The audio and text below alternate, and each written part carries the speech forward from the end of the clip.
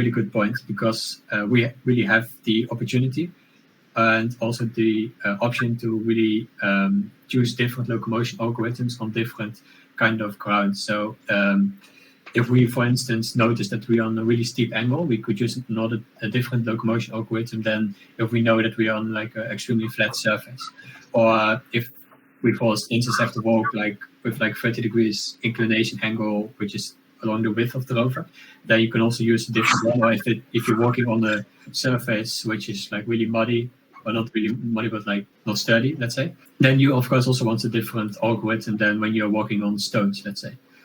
So yes, we have different algorithms, and at this moment we're still implementing that the rover can switch between those algorithms autonomously. So it's able to detect in that case on which ground it is currently walking, and then it would be able to adapt according to the different undergrounds. But that's still being developed right now. But that's indeed something important for on the moon, because we don't know exactly the surface that we will have on the moon. Yeah.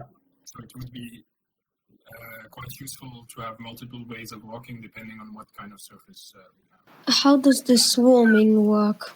As Floris said before, our terrestrial zebra projects actually are used in a way as test beds for technologies that we can further implement into the Lunar Zebro.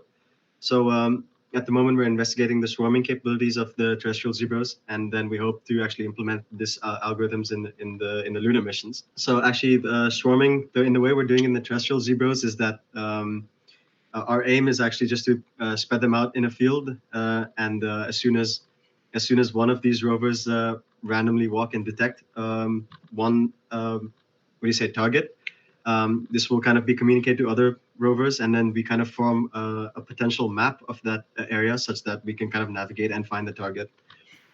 So that's actually what we're kind of focusing on at the moment. By potential map, Jason, because it's terms we tend to use, but that's very common. By potential map, Etto and for the viewers, imagine you have a swarm of zebras all walking in a cave and they're looking for water, for example. And so they're all walking a bit in a random way, in different ways, but then all of a sudden one of them sees water.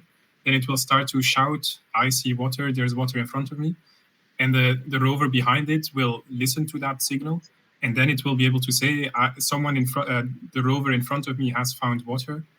And then it will start shouting that, the rover in front of me has found water. Then the rover behind this rover will say, the rover in front of me has found the rover in front of him who has found water, etc., etc. And then you have a chain of rovers saying, go to the next rover to get closer and closer to the water or to whatever you're looking for. It could also be people if it's in a collapsed building. And that's what we call a bit of a potential field, because then you can trace back through the swarm where the thing is that you're looking for. So that's the key strength of a swarm, I would say. But sorry, Jason, continue. Right. Yeah, no, that's good. That's a good way to explain it. So yeah, as you can imagine, like swarming is actually quite a big obstacle that we're trying to really work on at the moment, because it involves sort of a distributed network, if you want to put it in that way. So information has to travel to multiple rovers at the same time and communicate. So that's really something that we have a good amount of people and a good software team trying to focus on right now. With the payload, I think I mentioned before that we have a radiation sensor on the lunar rover, and also, as you mentioned multiple times, the shrimp cameras.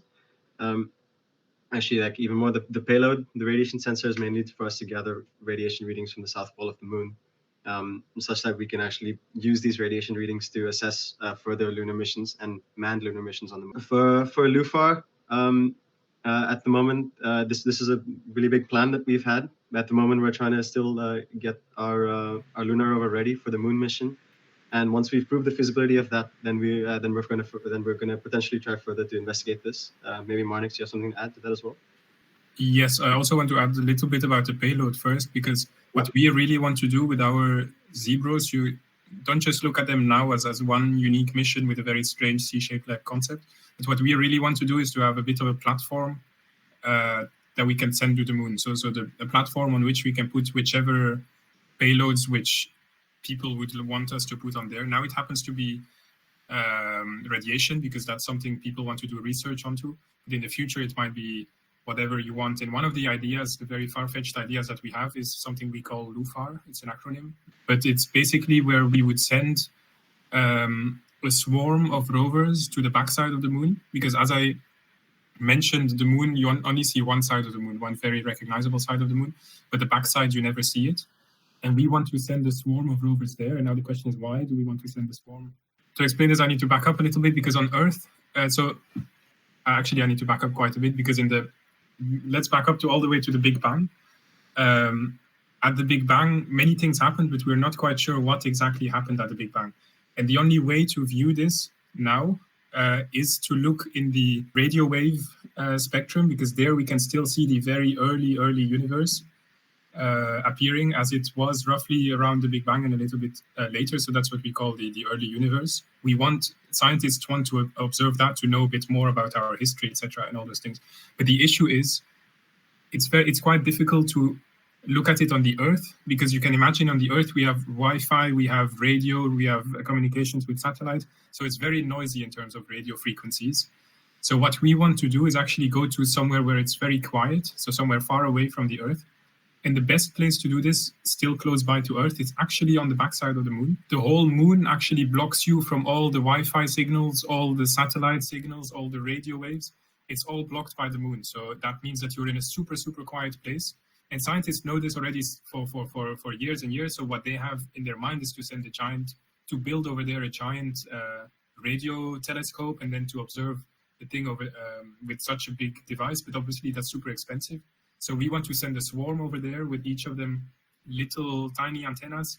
And then you can combine the data from all these little tiny antennas, if you've arranged them in a certain way, to simulate one giant dish, basically. So it's a super exciting concept, which we're hoping maybe in the future to do. And now there are people researching on this. So yeah, that's one of the applications we have for Lunar Zebro. But then the other ones maybe closer by is just swarming, and then that's going into caves, for example, in the moon, because there are caves which big rovers would never go to, because it's very dangerous. As soon as you hit a rock too hard or you fall upside down, then your whole mission is over. So all the millions and millions of dollars you paid to get the mission launched is gone in one instance. But if we have a swarm of it, then let's say you send 20 of them there, just one falls down over this rock, then you still have 19 left. So you can still continue the mission, and it's much more safe and more economic to do this. So it's all very exciting ideas that we have with swarming.